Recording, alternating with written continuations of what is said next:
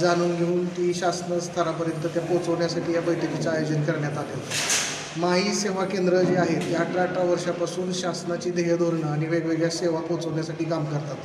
पण आज सध्या शासनानं नवीन पॉलिसी आणून शासनाच्या वेगवेगळ्या माही सेवा केंद्र वेगवेगळ्या ठिकाणी देण्याचं आयोजलं आहे। जसं की सर्व सहकारी सोसायटी असतील किंवा शाळा कॉलेजेस असतील किंवा त्याचबरोबर मंडलाधिकारी कार्यालय आहे।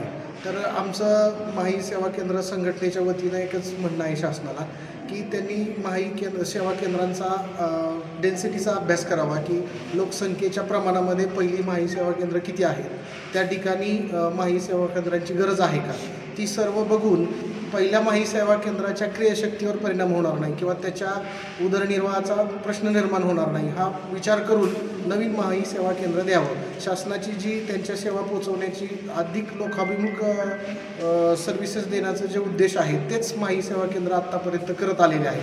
आजपर्यंत शासनाच्या सर्व सेवा अत्यंत प्रामाणिकपणे आणि चांगल्या पद्धतीनं सर्व VLEंनी जे केंद्रचालक आहेत त्यांनी राबवलेले आहेत आणि आज ज्या वेळेला चांगले दिवस आले या सर्व आपले सरकार सेवा केंद्राच्या सर्व्हिसेसला, त्यावेळेला शासन या सर्व सेवा वेगवेगळ्या स्तरात देत आहेत आणि त्यांना कुठल्याही प्रकारचे नियमाने अटी लावत नाही।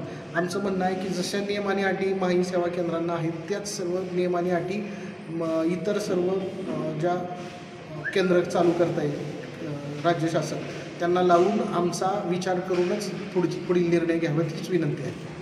स्तरीय माही सेवा केंद्र संघटना महाराष्ट्र राज्यच्या वतीनं आज पुणे जिल्हा स्तरीय बैठक आम्ही आयोजित केली होती।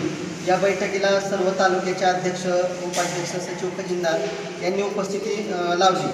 तर आमची शासनापर्यंत एवढीच मागणी आहे की आपण जो विहिरींवर जो अन्याय करत आहात नवीन माही सेवा केंद्र देऊन किंवा अनेक माध्यमातून जे काही नवीन माही सेवा केंद्र देण्याचा घाट घातलेला आहे, तर त्या संदर्भात आपण योग्य तो मार्ग काढून आमच्या विहिरींवरती कुठल्याही प्रकारचा अन्याय होऊ नये अशी आमची सर्व पुणे जिल्ह्याच्या वतीनं मागणी आहे।